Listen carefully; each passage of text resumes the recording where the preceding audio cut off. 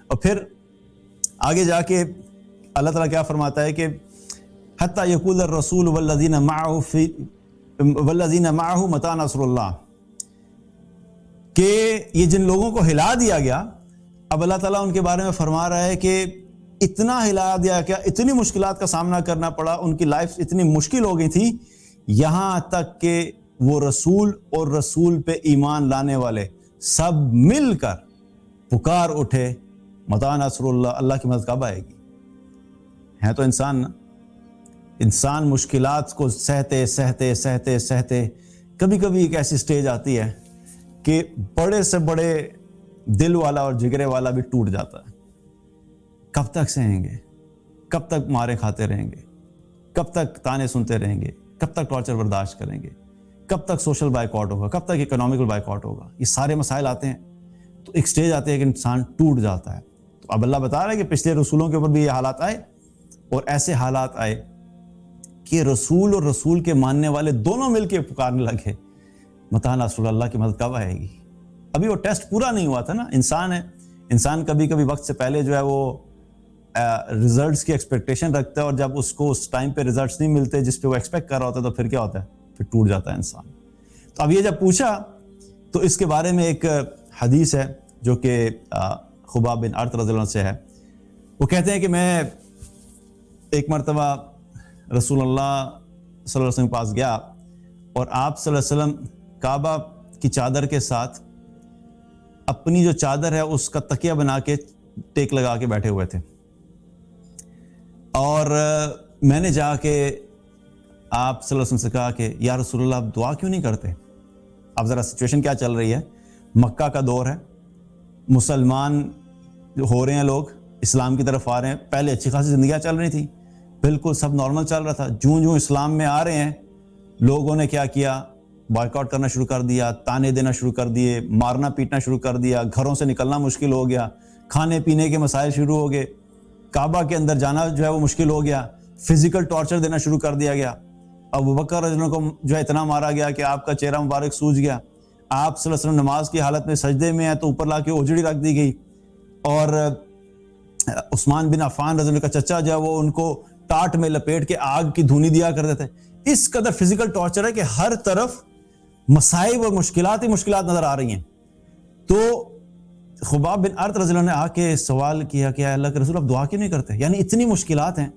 جس اللہ پہ ہم ایمان رکھتے ہیں، جس اللہ کو آپ کہتے ہیں کہ وہ وحدہ لا شریک ہے، وہ پوری دنیا پہ پوری کائنات کے اوپر طاقت رکھتا ہے، تو اس اللہ کے لیے یہ چھوٹے چند لوگوں کو سنبھالنا تو کوئی مسئلہ نہیں ہے۔ تو آپ دعا کیجئے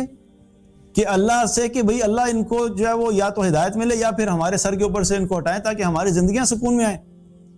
اب یہ سوال کرنا تھا خباب بن ارط رضی اللہ عنہ کا کہ رسول اللہ صلی اللہ علیہ وسلم جو ٹیک لگا کے بیٹھے ہوئے تھے، آپ سیدھے ہو کے بیٹھ گئے، اور آپ سیدھے ہو کے بیٹھ گئے، اور آپ کو غصہ آیا، اور اتنا غصہ آیا کہ غصے سے آپ کا چہرہ مبارک سرخ ہو گیا، اور کہنے لگے آپ صلی اللہ علیہ وسلم خباب بن ارط رضی اللہ عنہ سے کہ تم سے پہلے جو لوگ گزرے ہیں وہ اپنے دین پہ قائم رہے، ان کو بہت مصیبتیں جو ہیں جھیلنی پڑی، یہاں تک کہ ان کے رانوں اور گوشت کے اندر لوہے کی کنگھیوں کو ڈال کے چلایا جاتا تھا۔ یعنی جو لوہے کی اگر کوئی کنگھی ہو، وہ کتنے شارپ اس کے ایجز ہوں گے، اس کو کسی کی ران میں پیوست کر جائے، اندر کھبو دیا جائے، اور صرف کھبو نہیں دیا جائے بلکہ کھبونے کے بعد اس کو چلایا جائے اس کے اندر،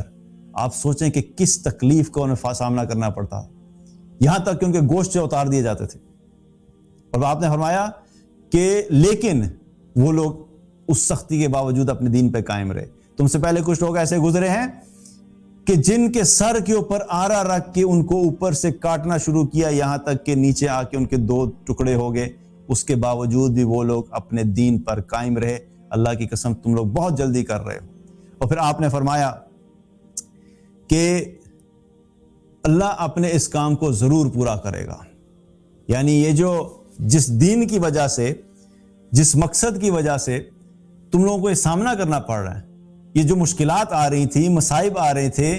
ٹارچر دیا جاتا ہے، کس وجہ سے دیا جا رہا تھا؟ کوئی بزنس کے اوپر تو کوئی ایشوز نہیں آئے تھے، کوئی اکنامک ڈیبیٹس ہوئی تھی یا کوئی اکنامک ڈس ایگریمنٹس تو نہیں تھے, کوئی فیملی پرابلمس تو نہیں چل رہے تھے, کوئی کسی قسم کے کوئی زمین کا مسئلہ تو نہیں چل رہا تھا. یہ تو پوری ایک آئیڈیولوجیکل وار چل رہی تھی. وہ شرک والی ایک پوری قوم تھی, اس شرک کو ختم کر کے ایک اللہ کی طرف لا رہے تھے, اور لوگ جب ایک اللہ کی طرف آ رہے تھے تو ان کو یہ لگ رہا تھا کہ بھئی یہ تو ہمارا سارا بزنس ٹھپ ہو جائے گا. ہم نے اتنے سال لگائے, جنریشن آفٹر جنریشن ہم نے یہ مقام حاصل کیا. ہم اس وقت جو ہے وہ مکہ کے اندر بیٹھے ہوئے ہیں, یہاں پہ لوگ حج کرنے کے لیے آتے ہیں, ہر سال حج اس لیے کرنے آتے ہیں, وہاں پہ بت ہیں, ان بتوں کی پوجا کرنے کے لیے لوگ آتے ہیں, پیسہ آتا ہے, فورن انویسٹمنٹ آتی ہے, فورن فنڈنگ آتی ہے, بزنس چلتا ہے, ہم پورے سال ہمارے اس کے اوپر گزرتے ہیں. اور آپ آگے کہتے ہیں سارے بت ہٹا دو, ایک اللہ کے سامنے سجدہ کرو, اور اگر آپ کی مان لیں گے ہم تو ہم لوگ تو نیچے ہو جائیں گے, ہماری کوئی وقات ہی نہیں رہے گی. تو لوگ ہماری جب بات نہیں مانیں گے, ہماری کوئی ویلیو نہیں رہے گی, ہمارا کوئی کنٹرول نہیں رہے گا, تو ہم لوگ تو کہیں کسی قابل نہیں رہیں گے. تو یہ سارا جو مسئلہ چل رہا تھا وہ تو اسی بات پہ چل رہا تھا. تو اس بات کے اوپر کیا ہے کہ یہ جو مشن شروع ہوا تھا, اللہ کے دین کو لوگوں تک پہنچانا, اور لوگوں کی غلامی سے نکال کر, مال کی غلامی سے نکال کر ایک اللہ کی غلامی میں لے کر آنا, یہ جو سارا کام شروع ہوا تھا, اس کام کی وجہ سے مشکلات کا سامنا کرنا پڑ رہا تھا. اور اللہ کے نبی صلی اللہ علیہ وسلم کیا فرما رہے ہیں کہ اللہ سبحانہ تعالیٰ اپنے کام کو ضرور پورا کرے گا. یعنی یہ جو اسلام ہے یہ ایک دن پوری دنیا میں ہر گھر میں ضرور داخل ہوگا. اور اس وقت یہ کام شروع ہوا, اور آج 1400 سال کے بعد دنیا کا ایک بڑا حصہ جو ہے وہ اسلام کو نہ صرف جانتا ہے بلکہ وہ مسلمان ہے. Almost 25% of the world population جو ہے وہ مسلمان ہے, اور انشاءاللہ یہ گرو کرے گا, اور گرو کر رہا ہے. اسٹیٹسٹک یہ بتاتے ہیں کہ ایک سرٹن ایئر کے بعد, آئی تھنک 2030 کے بعد, Islam will be the largest religion in world. Speculated forecasted numbers ہیں, واللہ عالم, ہو سکتا ہے پہلے ہو جائیں, ہو سکتا ہے بعد میں ہو جائیں, لیکن بہرحال جس تیزی سے اسلام گرو کر رہا ہے یہ مزید جو ہے وہ بڑھے گا. تو یہ جو حدیث میں فرمایا ہے کہ اللہ اپنا کام ضرور پورا کرے گا, وہ کام پورا ہو رہا ہے اور ہوتا رہے گا. اصل بات جو اس وقت سوچنے کی ہے وہ کیا ہے؟ ہم اللہ کے دین کے مطابق چلیں یا نہ چلیں, ہم قرآن و سنت کو فالو کریں یا نہ کریں, ہم اسلام کی عظمت کو جانیں یا نہ جانیں, ہم اسلام کے اوپر ہوتے ہوئے, مسلمان ہوتے ہوئے فخر کریں یا نہ کریں, ہم اللہ کے اس دین کے لیے محنت کریں یا نہ کریں, الٹیمیٹلی جو آبجیکٹو ہے وہ اللہ اچیو کر کے رہے گا کہ اس دین کو پوری دنیا تک پہنچا کے رہے گا.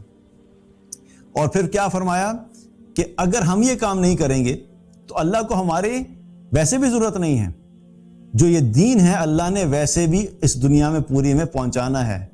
اور اگر ہم نہیں کریں گے اللہ کسی اور سے کروا لے گا. وَإِن تَتَوَلَّوْا يَسْتَبْدِلْ قَوْمًا غَيْرَكُمْ ثُمَّ لَا يَكُونُوا أَمْثَالَكُمْ. اگر تم لوگ اس دین سے پھر جاؤ گے, اپنا کام نہیں کرو گے, تو اللہ تمہاری جگہ کوئی اور قوم لے آئے گا, تمہیں تبدیل کر کے کسی اور قوم کو لے آئے گا, اور وہ تمہاری طرح کے نہیں ہوں گے.